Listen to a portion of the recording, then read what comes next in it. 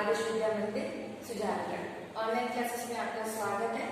Class 11th में आज हमने पढ़ा था पिछली वीडियो में कि हमारी भारतीय अर्थव्यवस्था स्वतंत्रता से पूर्व कैसी थी।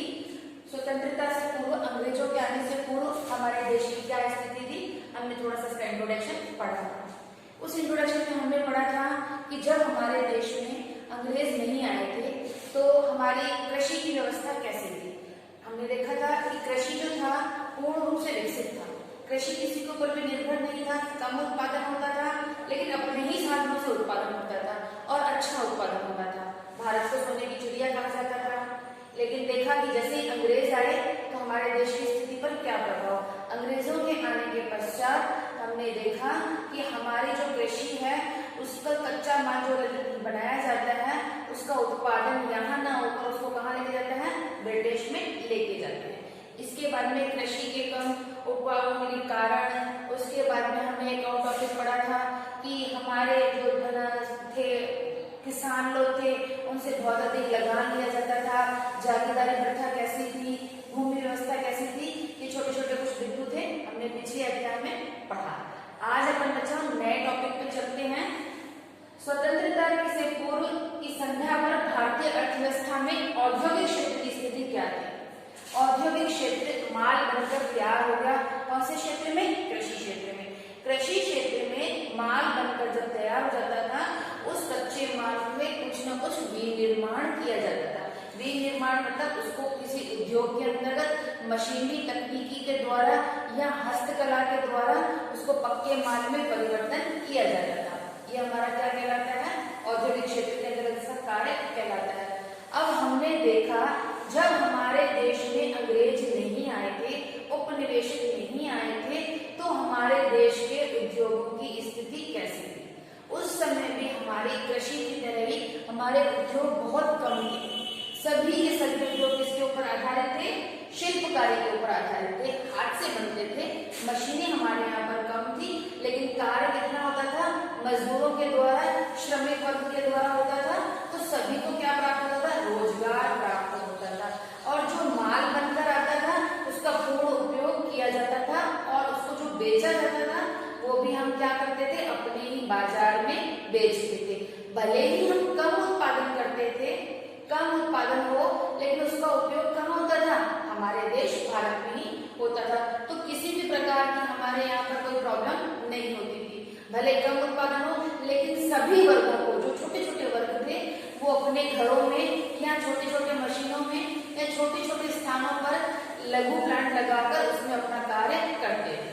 उसके अंतर्गत हमारा क्या आता था? कपास जो हमको कृषि से प्राप्त होता था उसकी हाथ से कटाई की जाती थी, बुनाई की जाती थी, सूत काटा जाता था, फिर धागा बनता था, फिर उस धागे से घर में ही बैठ के औरतों के द्वारा या फिर मजदूर वर्ग के द्वारा उसको क्या करता था? कपड़े में परिवर्तन किया जाता था। उसके ऊपर कशीदा कार्य करना, उसके ऊपर विभिन्न प्रकार के कार्य करना, वो सारे के सारे कार्य क्या होते थे?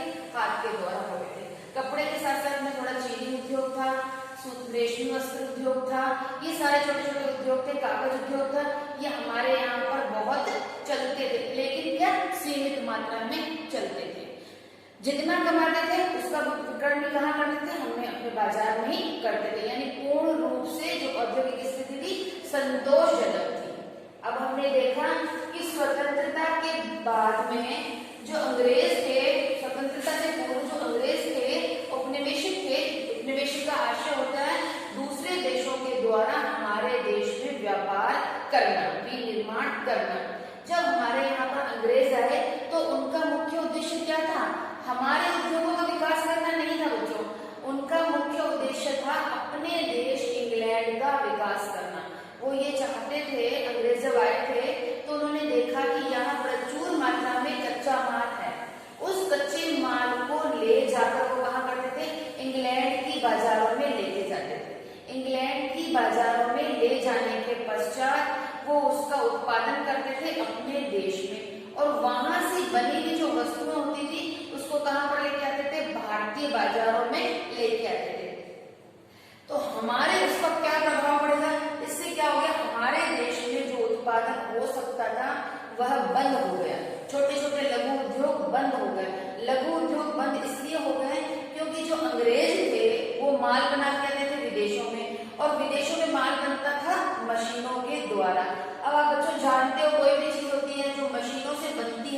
वो दिखने में क्या होती है, सुंदर होती है, और उसकी जो लागत आती है वो भी बहुत कम आती है।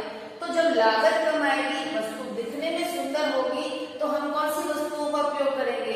डेफिनेटली बात है, हम उन वस्तुओं का प्रयोग करेंगे जो हम कम लागत पर प्राप्त करें।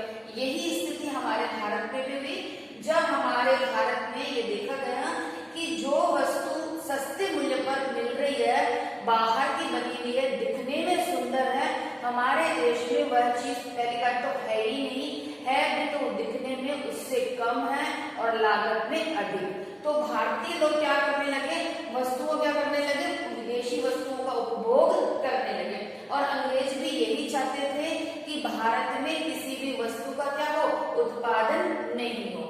इससे क्या हुआ, क्या प्रभाव पड़ा, हमने देखा, इससे ये प्रभाव पड़ा कि हमारे रोजगार क्या हो गए, बंद हो गए।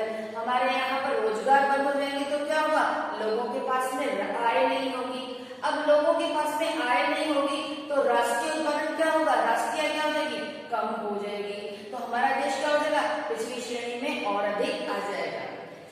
उस समय हमने देखा कि जब हमारे पास अंग्रेज आए थे, उद्योग धंधे थे ही नहीं, पूरा का पूरा कच्चा माल लेके जाते थे अपने देश में, तो हमारे लोगों के पास में क्या हो गई, कम आय हो गई। क्या हो जाएगी, कम आय। लोगों के पास में कमाने के लिए कोई भी साधन ही नहीं होगा, कोई उद्योग ही नहीं होगा, ना वो कच्चा माल होगा, तो वो कहां से अपनी आय प्राप्त करेंगे। तो हमारा पहला बिंदु क्या है, कम आय होना। कब, जब हमारे देश में अंग्रेजों का आगमन हुआ। उसके बाद में हमने देखा राष्ट्रीय आय। राष्ट्रीय आय कैसे कहते हैं, सभी जितनी भी हमारे देश की आय होती है उसका योग क्या कहलाता है, हमारा राष्ट्रीय आय कहलाता है। राष्ट्रीय आय थी उस समय, वो भी हमारी क्या थी, कम थी। उस समय ये माना जाता है सबसे पहले राष्ट्रीय आय की गणना दादा भाई नौरोजी ने की थी। दादा भाई नौरोजी के साथ में प्रिया श्रृंगला और भी 2-3 इन्होंने की थी। इन्होंने ये बताया कि हमारे देश की राष्ट्रीय आय अन्य देशों से कम है। क्यों, क्योंकि हमारे देश में आय नहीं है। जब हमारे देश में आय नहीं होगी तो राष्ट्रीय आय में वृद्धि होगी क्या, नहीं। जब राष्ट्रीय आय में वृद्धि नहीं होती है बच्चों, तो क्या माना जाए, उस देश को संपन्न नहीं माना जाता है। जैसे आप कमाते हो, अगर आपके पास में आपके मित्र की अपेक्षा कम पैसा है तो आपके संपन्न कहलाओगे, नहीं। जिसकी आय अधिक होती है, जो अधिक धन कमाता है, वो क्या कहलाता है, धनवान व्यक्ति। उसी की क्या होती है, समाज में रेस्पेक्ट होती है। सेम उसी प्रकार हमारे देश की राष्ट्रीय आय अन्य राष्ट्रों से कम थी, तो हम किसके, कौन से राष्ट्र की श्रेणी में आते थे, पिछड़े हुए गरीब राष्ट्रों की श्रेणी में आते थे। उसके बाद में हमारा बिंदु आता है सड़कों का विकास करना। उस समय अंग्रेजों ने हमारे देश की सड़कों का विकास किया ही नहीं। उनका कोई उद्देश्य नहीं था कि हमारे भारत के देश की संपूर्ण सड़कों का क्या हो, विकास हो, और व्यापार की जो तकनीकी है, वो व्यापार के जो साधन है, कच्चा माल है, पक्का माल है, वह उन सड़कों के द्वारा एक स्थान से दूसरे स्थान पर जाए। उन्होंने केवल उन्हीं स्थानों का विकास किया जहां से उनका माल कहां तक पहुंचे, बंदरगाहों तक पहुंचे, समुद्रों तक पहुंचे, केवल, और यहाँ पर उन्हीं सड़कों का निर्माण किया जहां से उनका माल कहां पहुंचे, गंतव्य स्थान यथा स्थान पर पहुंचे। तो उन्होंने सड़कों का निर्माण तो किया, लेकिन केवल लिमिटेड सोचे समझकर, जहां से उनको लाभ प्राप्त हो सकता था। तो केवल उन्हीं सड़कों का अंग्रेजों ने क्या किया था, निर्माण किया था। फिर उन्होंने डाक तार का विकास, अंग्रेजों के आने के पश्चात हमारे डाक तार का विकास हुआ, और वो भी केवल वहीं पर हुआ जिन जिन क्षेत्रों से उनको अपना समाचार अपने देश में भेजना होता था। व्यापार जहां से अधिक हो, व्यापार के संबंध में जिसका हो, केवल उन्हीं क्षेत्रों का उन्होंने व्यापार किया। तो हमारे यहाँ पे विकास तो क्या हुआ, मामूली सा, लेकिन कम हुआ। अंग्रेजों के आने के बाद में हमारी कम आय आई, राष्ट्रीय आय भी हमारी कम थी, हमारा विकास भी कम था, रोजगार भी हमारा कम था, और सड़कों आदि का जो विकास हुआ वो भी क्या था, एक लिमिट मात्रा में हुआ। सड़कों का निर्माण होता था अपने माल को कहां पर पहुंचाना, स्टेशनों पर या यथास्थान गंतव्य पर पहुंचाना, ताकि वो बंदरगाहों के द्वारा इंग्लैंड में भेजा जा सके। अब यह था कि अंग्रेजों के आने पर हमारा विदेशी व्यापार कहलाता था। विदेशी व्यापार बच्चों किसे कहते हैं, आपने 9th में पढ़ा होगा कि विदेशी व्यापार क्या था। विदेशी व्यापार से आशय है एक देश का व्यापार दूसरे देश से जब किया जाता है तो वो क्या कहलाता है, विदेशी व्यापार। उसके अंदर दो तथ्य आते हैं, एक होता है आयात और एक होता है निर्यात। आयात से आशय होता है जब हम किसी देश से माल मंगवाते हैं। आयात किसे कहते हैं, जब हम किसी देश से माल मंगवाते हैं। माल मंगवाए तो क्या करना पड़ेगा, पैसों का भुगतान करना पड़ेगा। और निर्यात से क्या आशय होता है, जब हम किसी देश को माल बेचते हैं, माल बेचने से हमारे क्या आएगा, हमारे देश में धन आएगा।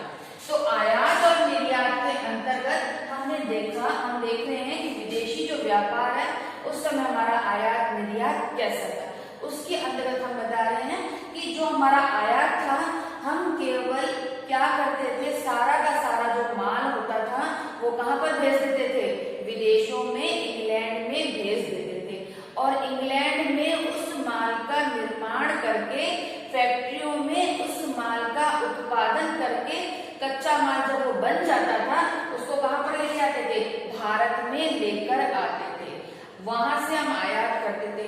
और अंग्रेजों ने एक नीति बना ली कि जो हम माल वहां से लेकर आएंगे उसके ऊपर भी उन्होंने क्या कर दिया, टैक्स को कम कर दिया, ताकि वो क्या हो सके, कम लागत पर, बहुत कम लागत हो और उस कम लागत पर हमारे व्यक्तियों को प्राप्त हो। ताकि पहले उन्होंने क्या दिए, प्रलोभन दिए, माल दिखने में सुंदर बनवाया, अच्छा बनवाया, क्वालिटी में अच्छा बनवाया, ताकि वो माल कहाँ पर बिक सके, भारत के बाजारों में।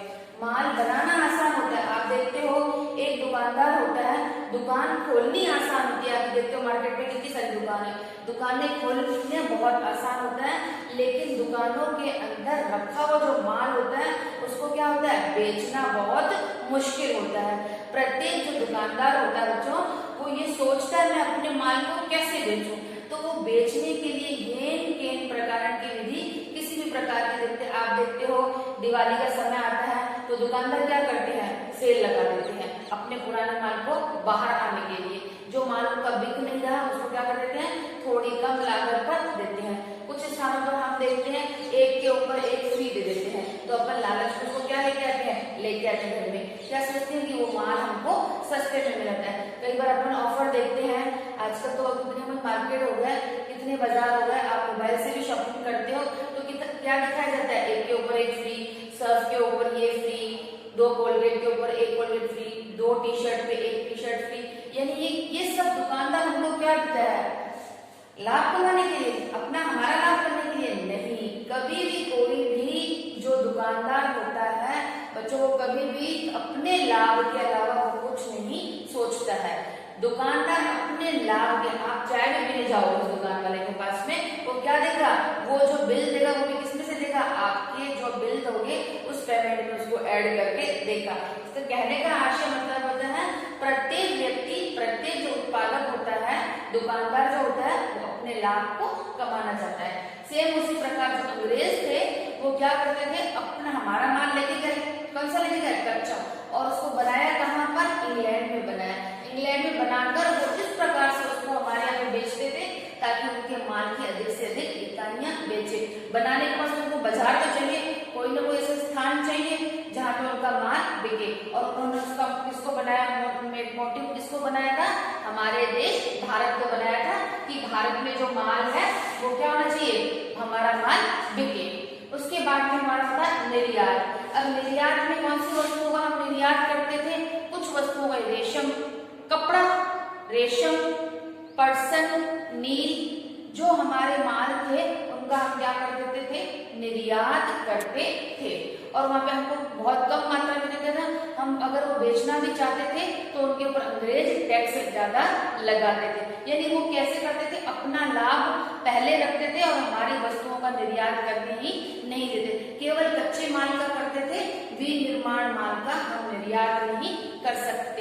सूती कपड़ा नहीं कर सकते थे, लेकिन सूती कपास, कॉटन कर सकते थे। उसके बाद में हमने देखा कि जो हमारा विदेशी व्यापार है वो 50%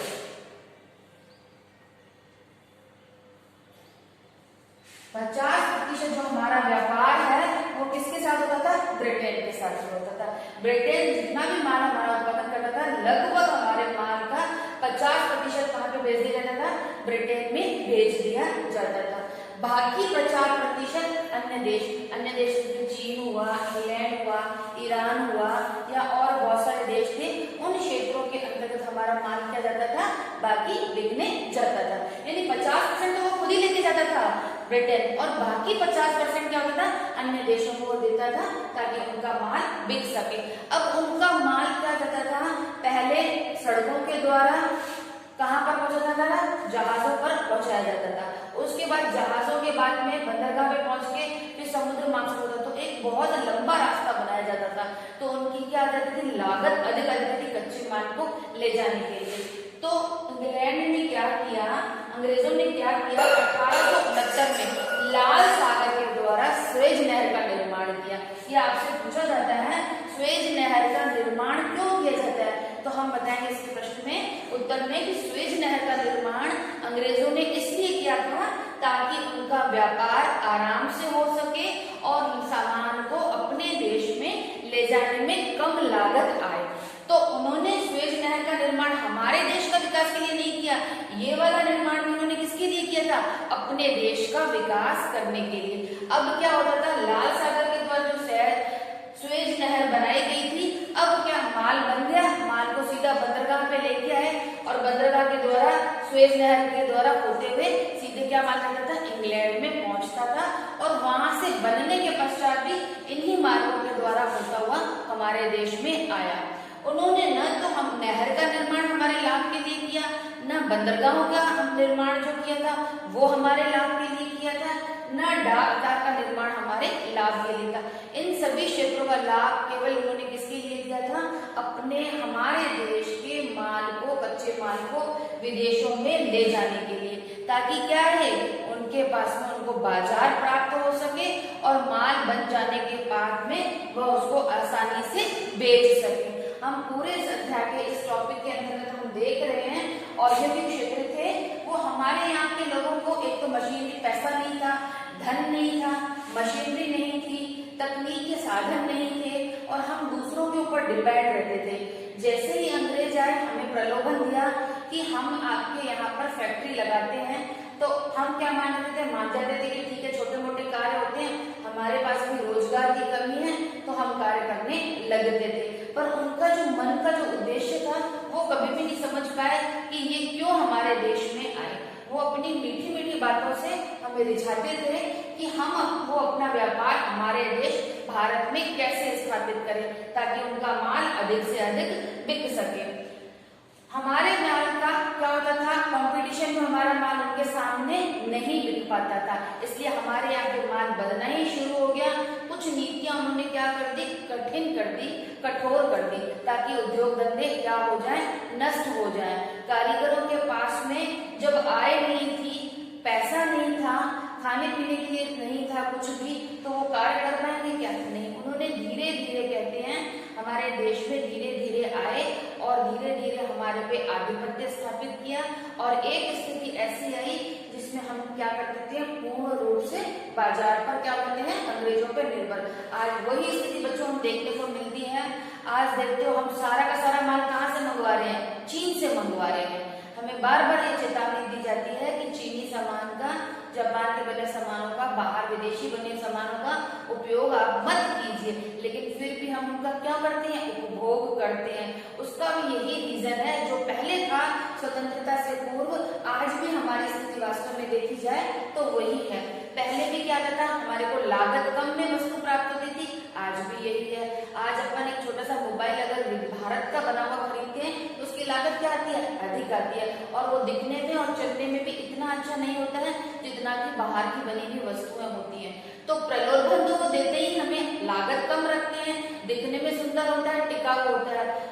वह जो पिछले समय की थी परंपरा, आज भी हम उन परंपराओं का अनुकरण कर रहे हैं। उन परंपराओं से हटकर हम बाहर नहीं आ रहे हैं। तभी आपको पता है, अभी भी प्रधानमंत्री ने मेक इन इंडिया का प्रोग्राम बनाया था। मेक इन इंडिया में यही रखा था कि जो भी वस्तु बने वो हमारे भारत में बने। प्रयास तो हमारी गवर्नमेंट का है, सरकार का है कि सबके सभी व्यक्ति क्या है? स्वदेशी वस्तुओं का उपभोग करें। अपन भी अपने स्कूल में देखो स्वदेशी वस्तुओं का उपभोग करते हैं कि नहीं करते हैं? बताते हैं।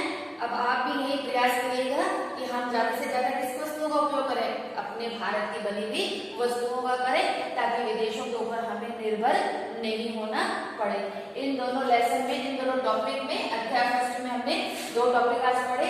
एक हमने कृषि का टॉपिक पढ़ा था, उसके अंदर हमारे भारत की स्थिति की कैसी थी, अर्थव्यवस्था कैसी थी, उसके बाद में उसकी गतिहीनता के क्या कारण थे, और उसके बाद में दूसरा टॉपिक आज का हमने पढ़ा औद्योगिक क्षेत्र। औद्योगिक क्षेत्र के अंतर्गत हमने पढ़ा किन किन वस्तुओं का हम क्या करते हैं, आयात करते हैं, किन किन वस्तुओं का निर्यात करते हैं। ढाका की मलमल जो थी विश्व प्रसिद्ध थी, उसका सबसे अधिक हमारे यहाँ पर व्यापार होता था। फिर हमने देखा स्वतंत्रता से पूर्व, अंग्रेजों के आने से पहले हमारी स्थिति क्या थी, उसके पश्चात क्या थी, राष्ट्रीय आय किसे कहते हैं, राष्ट्रीय आय का आंकलन किसने किया था, रेलों का विकास कब हुआ, इसका मुख्य उद्देश्य क्या था, ये सभी बिंदु हमने इसके अंतर्गत पढ़े। फिर विदेशी व्यापार में हमारा व्यापार 50% से ज्यादा अधिक ब्रिटेन से होता था, बाकी अन्य देशों से होता था, और हमारे यहाँ पे स्वेज नहर का मुख्य उद्देश्य क्या था। आप इस टॉपिक को अच्छी तरह पढ़ना।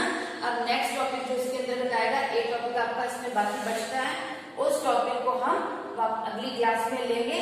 अगर आपको इन बिंदुओं में से कोई भी बिंदु समझ में नहीं आता है तो हम अगली क्लास में उसका डिस्कस करेंगे। आप इसको राइट डाउन कर लो, लिख लो। थैंक यू बच्चों। कितने मिनट की बन गई?